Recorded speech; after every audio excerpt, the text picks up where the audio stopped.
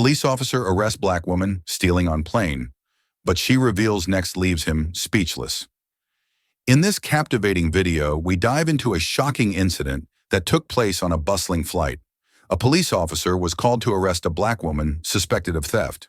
As tensions rose, the situation quickly took an unexpected turn, leaving everyone on the flight, including the officer, utterly astonished. If you are enthusiastic about this narrative, please inform us. If you appreciated the video, press 1. If not, select 0. Your feedback genuinely motivates me to collect additional uplifting and significant narratives. The hum of engines filled the luxurious first-class cabin as passengers settled into their plush seats. The faint scent of fresh coffee and warmed croissants mingled with the crisp, conditioned air. Among the handful of travelers was Amara Johnson, an elegant black woman in her mid-30s. Her tailored navy suit and understated gold watch exuded professionalism. She sat quietly by the window, flipping through a well-worn book. To most, she appeared to be just another business traveler enjoying the perks of first class. What no one knew, not yet anyway, was that Amara was far more than she seemed. As the public relations director for the airline, she had boarded the flight incognito to evaluate customer service. It was a routine part of her job, one she approached with quiet determination. She had heard whispers of complaints about this particular crew, but her task today was to observe, not interfere, unless necessary. Across the aisle, a flight attendant greeted passengers with a polished smile, offering drinks and warm towels. A burly man in a tailored suit, clearly accustomed to the finer things in life, grumbled about delays and swatted the offered towel away. Amara glanced up briefly, noting the man's impatience, then returned to her book. The cabin door swung open, and Captain William Hartley strode in. Tall, broad-shouldered, and sporting a sharp pilot's uniform, he commanded attention. His demeanor, however, betrayed an arrogance that made the air feel heavier. His gaze swept the cabin, pausing momentarily on Amara. A flicker of disdain crossed his face before he turned away. "Good afternoon, folks," he announced with a rehearsed grin, his tone dripping with insincerity. "We'll be departing shortly. Thank you for flying with us." Amara's eyes lingered on him for a moment, her instincts pricking at the edges of her mind. Something about him seemed off. The flight took off smoothly, and Amara let herself relax into her seat. She glanced at the other passengers, the impatient businessman now engrossed in his tablet, a young couple quietly chatting, and a few others lost in their own worlds. The cabin was serene, until it wasn't. A panicked voice pierced the calm. "My wallet! It's missing!" The businessman shot up from his seat, his face red with frustration. His loud exclamation drew immediate attention. Amara looked up, her gaze sharp but composed. A flight attendant rushed over, her demeanor professional, but visibly nervous. "Sir, could you please check your belongings again? Perhaps it fell under the seat." "I already looked. It's gone," he barked, his voice rising. He glanced around the cabin, his accusatory gaze landing briefly on each passenger, until it froze on Amara. The tension thickened as the flight attendant hesitated. Then, like a storm brewing on the horizon, Captain Hartley appeared in the aisle. His smile was gone, replaced by a hardened expression. "What seems to be the problem?" he asked, though his tone made it clear he had already decided who the problem was. The businessman gestured wildly. "Someone stole my wallet. I know I had it before boarding." Hartley's eyes narrowed, scanning the cabin. He stopped when he reached Amara. "Ma'am, I'm going to have to ask you to step aside and allow us to check your belongings." The air seemed to freeze. Amara's brow furrowed slightly, her calm demeanor unwavering. "Pardon me, Captain. Are you accusing me of theft?" "I didn't say that," he replied, his tone sharp. "But we need to rule everyone out. Cooperation would be appreciated." Amara's voice remained steady, though steel edged her words. "I see. And what evidence do you have to single me out?" Hartley's gaze hardened, his attempt at control slipping. Let's not make this difficult. We're trying to resolve an issue. Amara knew better than to escalate the situation. Years of navigating corporate politics had taught her the value of measured responses. Slowly, she set her book down and folded her hands in her lap. "You're welcome to check my bag," she said evenly, "but I'd advise you to tread carefully. There are protocols for such situations, Captain. Are you certain you're following them?" Her words were a quiet warning, but Hartley either didn't catch it or chose to ignore it. He signaled for a flight attendant to conduct the search. Passengers murmured among themselves, their curiosity laced with unease. The businessman smirked, seemingly satisfied. As the flight attendant rifled through Amara's bag, her hands trembled slightly. She found nothing. Amara's belongings were meticulously organized: a tablet, a small notebook, and a neatly folded scarf. No wallet. "Nothing here, Captain," the attendant whispered, her voice barely audible. Hartley's jaw tightened. "Check again," he snapped, drawing more whispers from the passengers. "That won't be necessary," Amara interjected, her tone sharp enough to cut through the tension. She reached into her jacket pocket and pulled out an ID badge. The golden lettering gleamed. Amara Johnson, Public Relations Director. The cabin fell silent.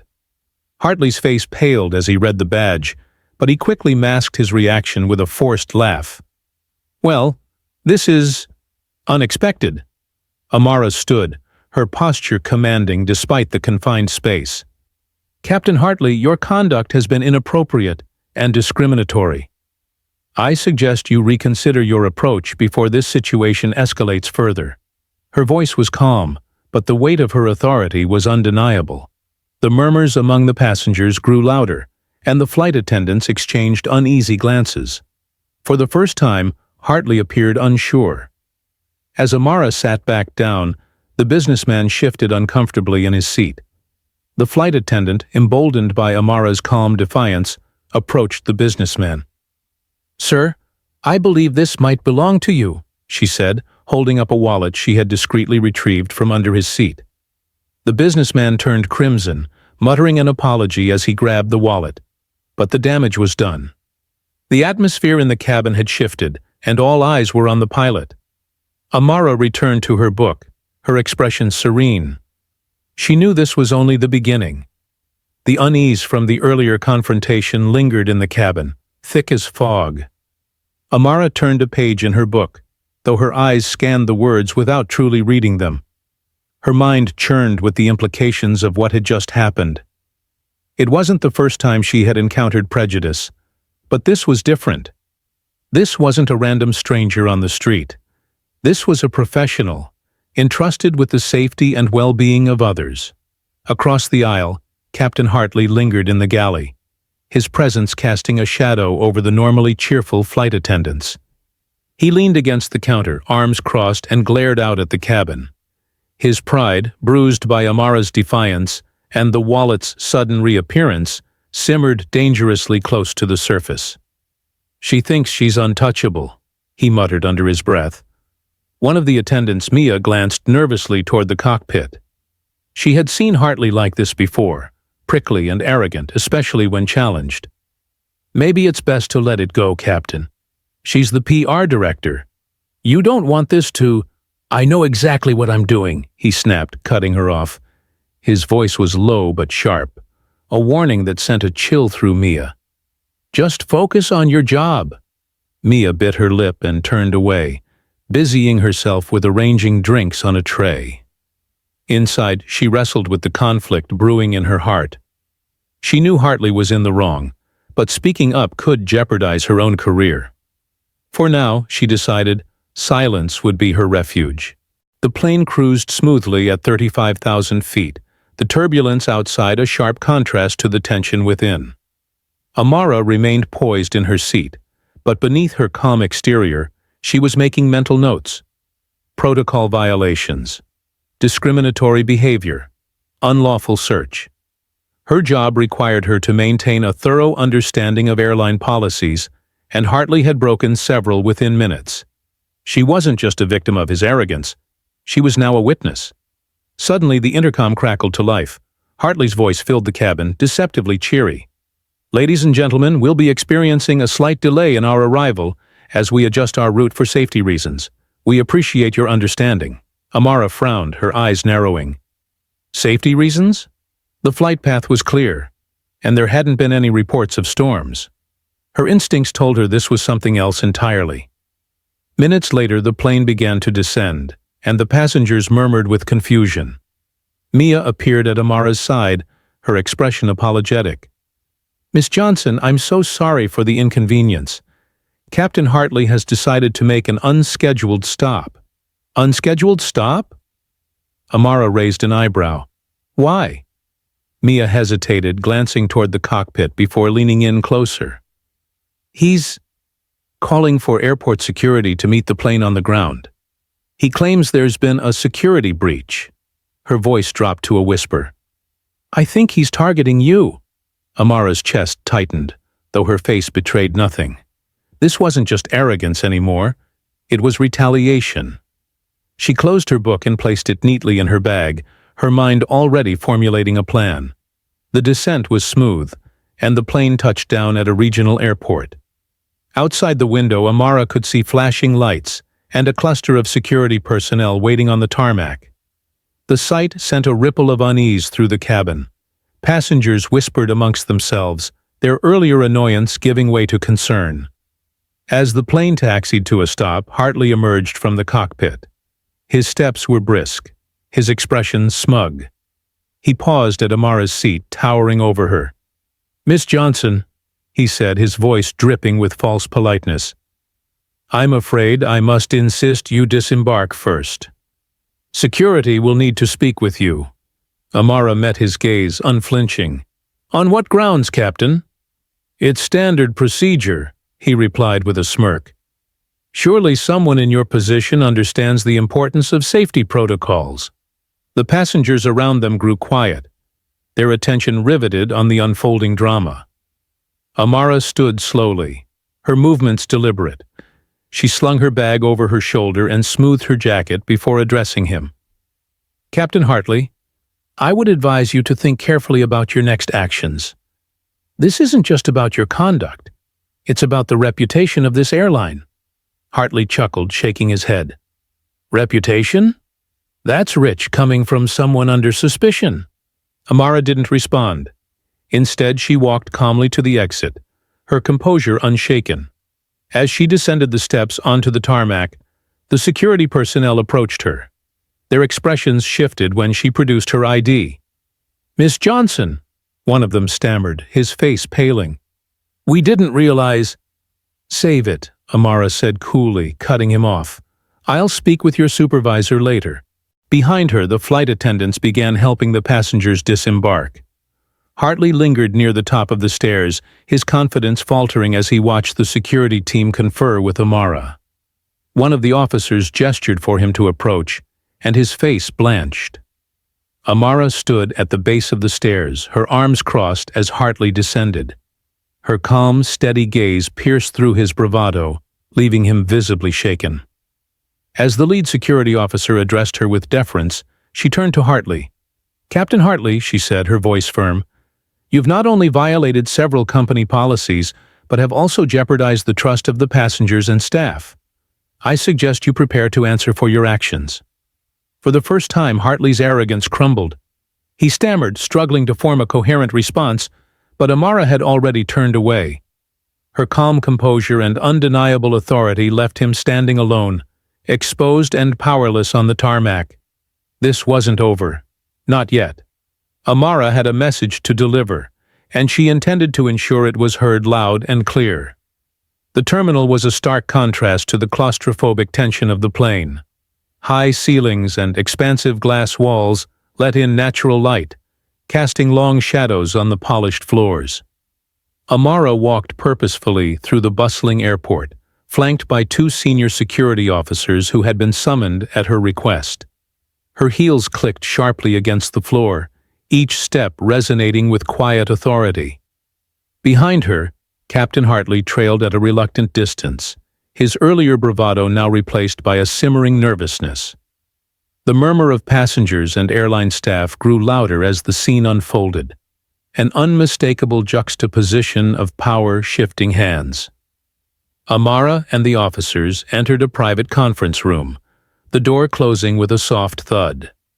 The space was austere but functional, with a long table, several chairs, and a monitor displaying flight information. Amara placed her bag on the table and stood with her arms crossed, waiting for Hartley to join them.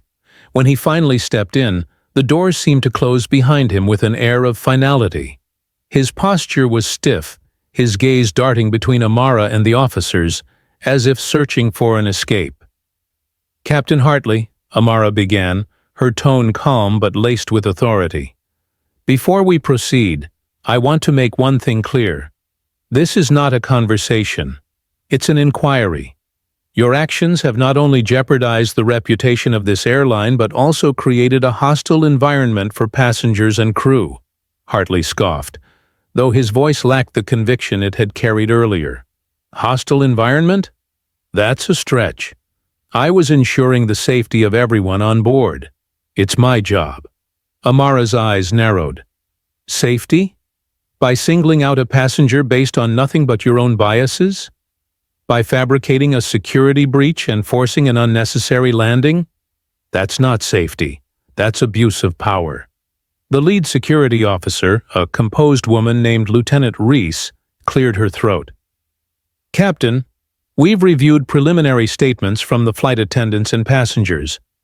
There's no evidence to support your claim of a security threat.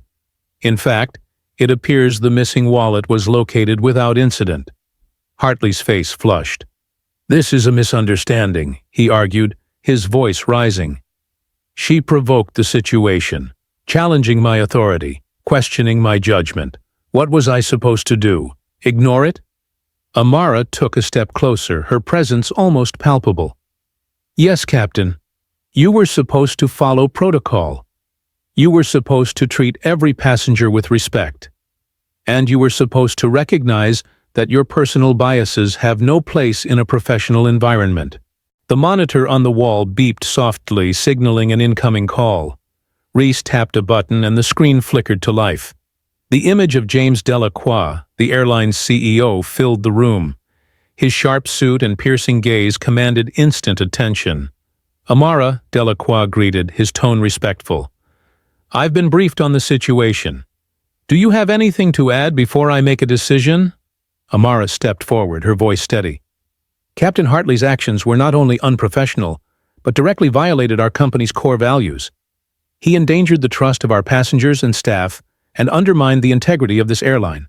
If we're to maintain our reputation, there must be accountability."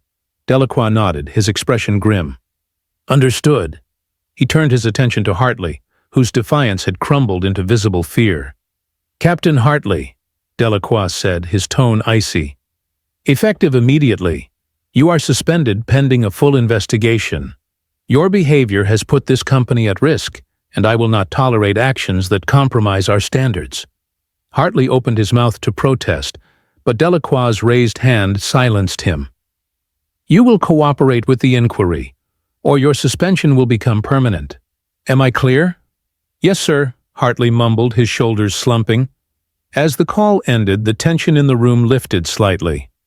Reese motioned for Hartley to leave, and he shuffled out, his steps heavy with defeat. Amara watched him go, her expression unreadable. Once the door closed, Reese turned to Amara. "Thank you for handling this with such professionalism. It's not often we see someone stand up to behavior like his." Amara offered a faint smile. "It's my job to protect this airline, Lieutenant. That includes protecting its values." Outside the conference room, Amara paused in front of a large window overlooking the tarmac. The sun was setting, casting the plains in hues of gold and orange. She exhaled slowly, the weight of the day settling on her shoulders. This wasn't the first time she had faced adversity in her career, and it wouldn't be the last. But as she watched the planes taxiing on the runway, she felt a renewed sense of purpose. Today wasn't just about holding one man accountable. It was about setting a precedent. As she turned to leave, her phone buzzed with a message from Delacroix. Excellent work today. Let's discuss next steps tomorrow. Proud to have you on the team." Amara smiled faintly, her resolve firm. This wasn't the end of the journey. It was merely the beginning of ensuring the skies were a place of respect and equality for all. The terminal was quieter now, the once bustling space dimming as evening set in. Amara stepped into the private lounge reserved for executives and VIPs, the cool air carrying the faint aroma of freshly brewed coffee and leather polish. She allowed herself a moment to sink into a plush chair, her posture finally relaxing after hours of tension. Her mind, however, was far from still. The events of the day played over and over, like a reel she couldn't pause. The arrogance in Captain Hartley's voice, the accusing stares of passengers, the hesitant bravery of the flight attendant who had found the wallet. Each detail left an imprint, a reminder of the work still to be done. Amara reached for her phone, her fingers brushing against its cold surface. A few taps later, she was scrolling through emails from her team. Messages of encouragement, inquiries about her well-being, and one flagged as urgent from Marcus Yates, the airline's legal counsel. Subject: Incident Report. Recommendations. Amara, I've reviewed preliminary reports and statements from today's incident. Hartley's actions expose the airline to significant legal and reputational risks. We need to discuss next steps, internal investigation scope, immediate PR strategy. If this leaks, we must control the narrative. Recommendations for diversity training across all departments. Let me know when you're available for a call. Best, Marcus. Amara set the phone down and closed her eyes. Marcus was right. This situation wasn't confined to Hartley alone. It was a symptom of deeper issues within the airline's culture. For years, Amara had fought to implement progressive policies, only to meet resistance cloaked in bureaucracy. Today had highlighted how much further they still had to go. The soft chime of the lounge door startled her from her thoughts. A young woman entered, her uniform crisp, but her expression hesitant. It was Mia, the flight attendant who had played a pivotal role in uncovering the truth. "Miss Johnson?" Mia's voice was soft but steady. I hope I'm not intruding." Amara gestured for her to sit, offering a kind smile.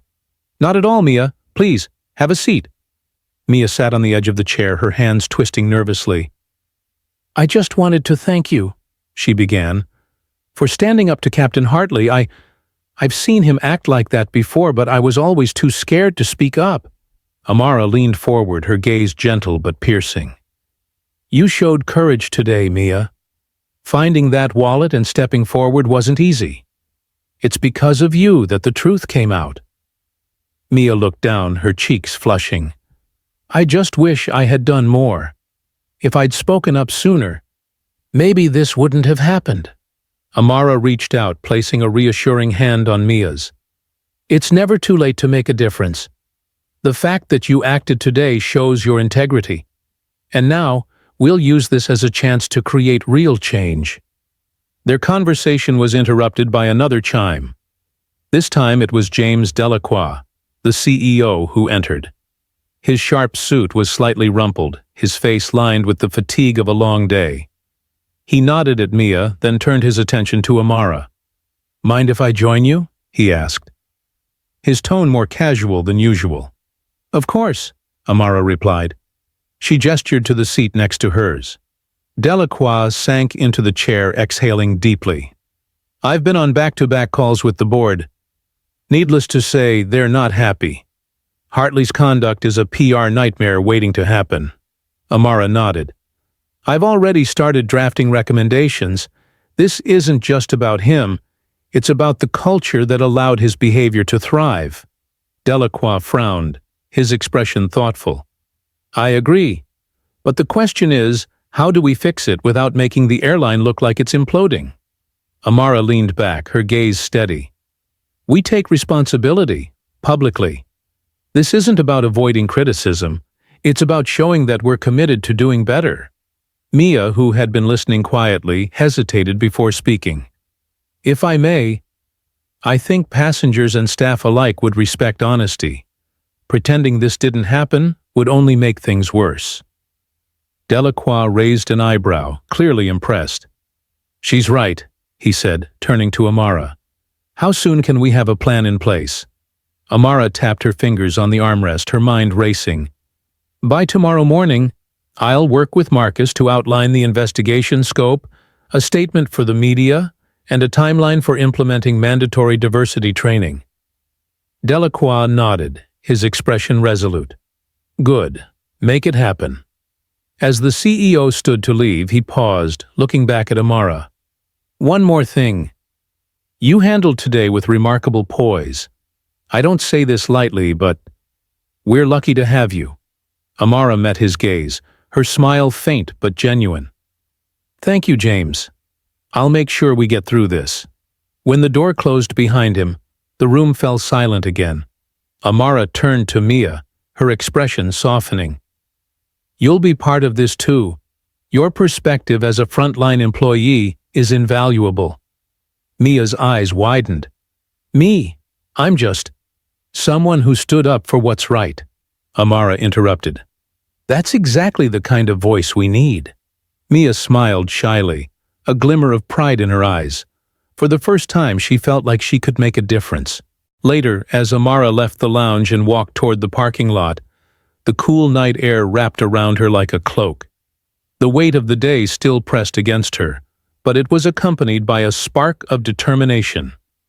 Change wasn't easy, but it was necessary. And as long as she had a voice, she intended to use it. This wasn't just about an airline or a pilot. It was about ensuring that everyone, from the passengers to the staff, could navigate their journeys with dignity and respect. The following morning, Amara arrived at the airline's corporate headquarters early, her footsteps echoing in the quiet halls.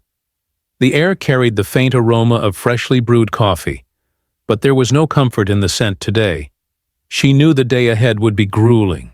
Meetings with legal teams, the board, and the press. Yet she felt resolute, her mind sharp and focused. Her first stop was the legal department. Marcus Yates, the airline's general counsel, greeted her with a firm handshake and a stack of documents. "Morning, Amara," he said, gesturing toward the conference table. "I've outlined the legal risks and potential fallout from yesterday's incident. We have a lot to cover." Amara sat down, her eyes scanning the headings. Discrimination claims, PR. Risk analysis, policy reform recommendations. Each line item underscored the gravity of the situation. Marcus leaned forward, his tone measured. "First, we need a comprehensive internal investigation. I've already assembled a team to interview the flight attendants, passengers, and Hartley himself. But we need to move quickly. If this leaks before we're prepared, it could snowball." Amara nodded. "Agreed. I also want a representative from HR involved, someone who can assess whether similar complaints against Hartley or others were ignored in the past." Marcus jotted down her request. "Done. Next, we need a PR strategy that acknowledges the issue but doesn't expose us to unnecessary liability." Amara held up a hand. "We can't sugarcoat this, Marcus. Transparency is non-negotiable. If we try to minimize the problem, we'll lose public trust. I'll draft a statement that takes accountability while outlining immediate steps for reform." Later that morning, Amara locked herself in her office with a steaming cup of tea and her laptop. Her fingers hovered over the keyboard as she searched for the right words.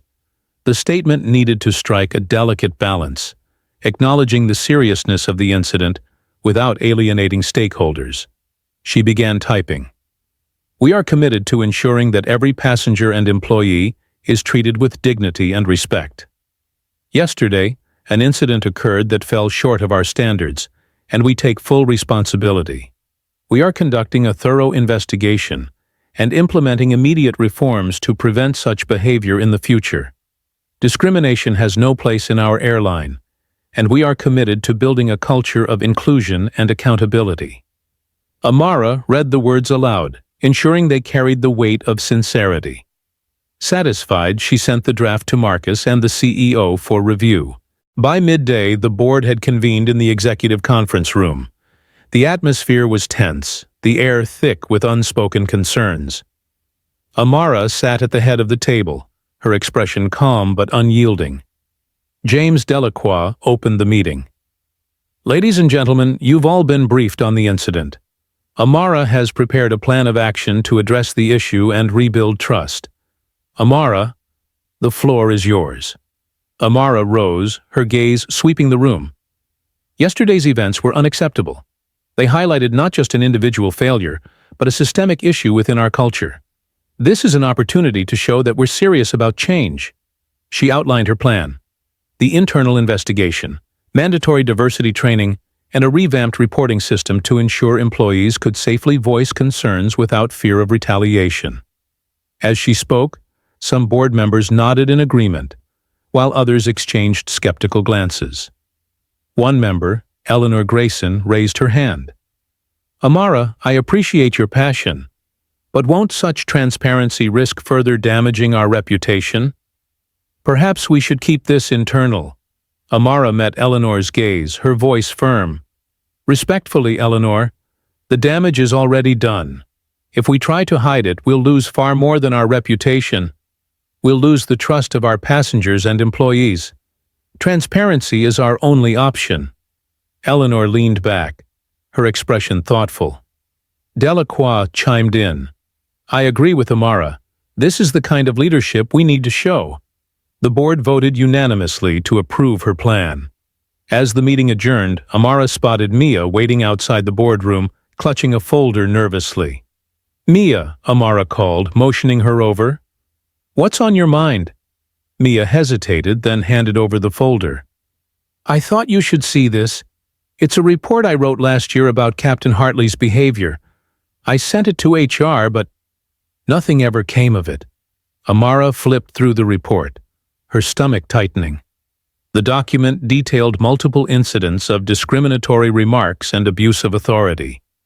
It was damning evidence, but also a painful reminder of the systemic failures she was fighting to dismantle.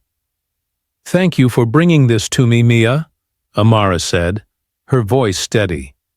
This is exactly why we need to reform our reporting system.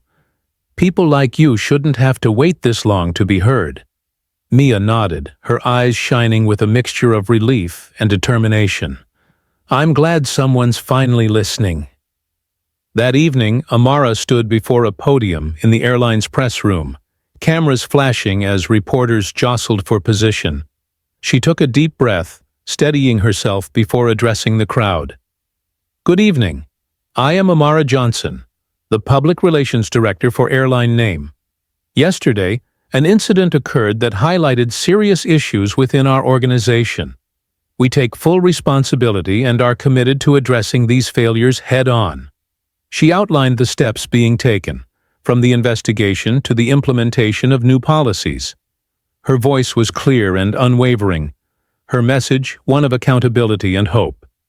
As the conference ended, reporters shouted questions, but Amara walked away, confident that the narrative was now in her control. Back in her office, Amara leaned against her desk, exhaustion finally catching up with her. Her phone buzzed with a message from Delacroix. Great work today. This is just the beginning, but you've set us on the right path.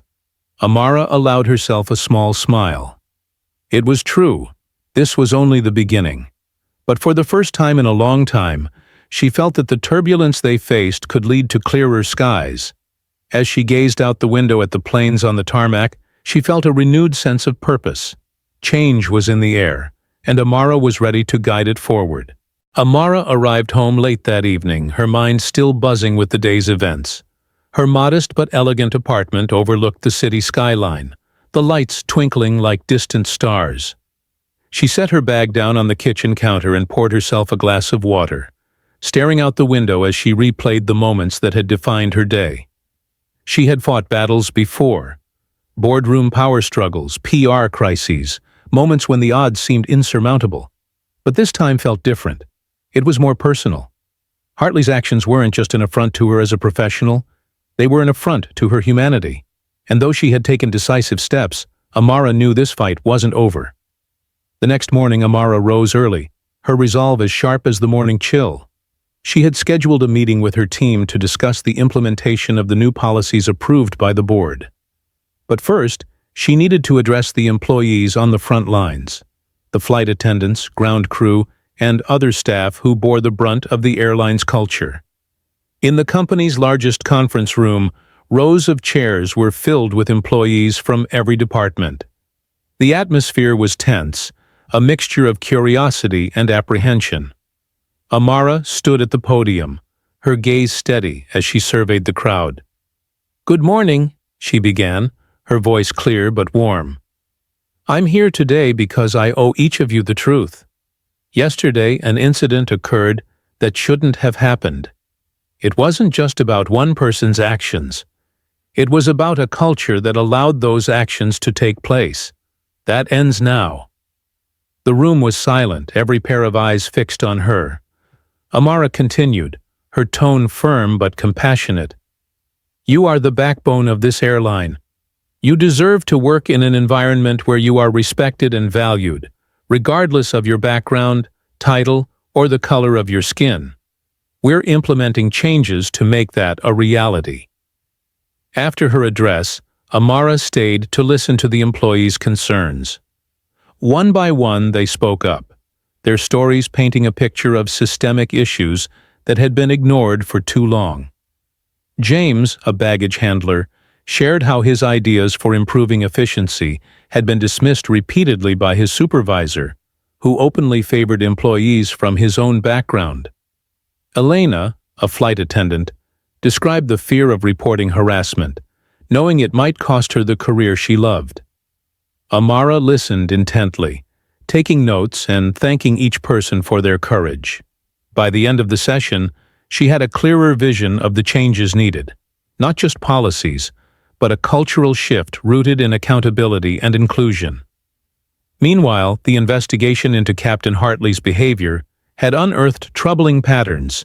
Complaints from other flight attendants surfaced, detailing incidents where Hartley had used his position to intimidate and discriminate. Amara and Marcus convened with HR to discuss the findings. The evidence was irrefutable, and the decision was unanimous. Hartley's employment would be terminated, effective immediately. "That's one step," Amara said as she reviewed the final paperwork. "But we need to do more than remove one person. We need to ensure no one like him thrives in this company again." Amara spent the following weeks overseeing the rollout of the new policies. A third-party firm was brought in to conduct diversity training, ensuring an unbiased approach. An anonymous reporting system was implemented, allowing employees to raise concerns without fear of retaliation. She also created a task force of employees from diverse roles and backgrounds, giving them a direct line to the executive team. Mia, the young flight attendant who had bravely stepped forward, was among the first to join. "This is your airline too," Amara told the task force during their first meeting. "Your voices will help shape its future." The airline's transparency and swift action didn't go unnoticed. News outlets praised the company's handling of the situation, noting the stark contrast to other organizations that often deflected blame. Passengers expressed renewed confidence, and employee morale began to improve. Amara, however, knew the work was far from done. Change wasn't a single moment, it was a journey, and she was determined to see it through. One evening, as she prepared to leave the office, Amara found a handwritten note on her desk. It was from Mia. "Amara, thank you for believing in us. For the first time, I feel like my voice matters." Amara smiled, her chest tightening with a mixture of pride and humility. She slipped the note into her bag, knowing it would serve as a reminder on the harder days.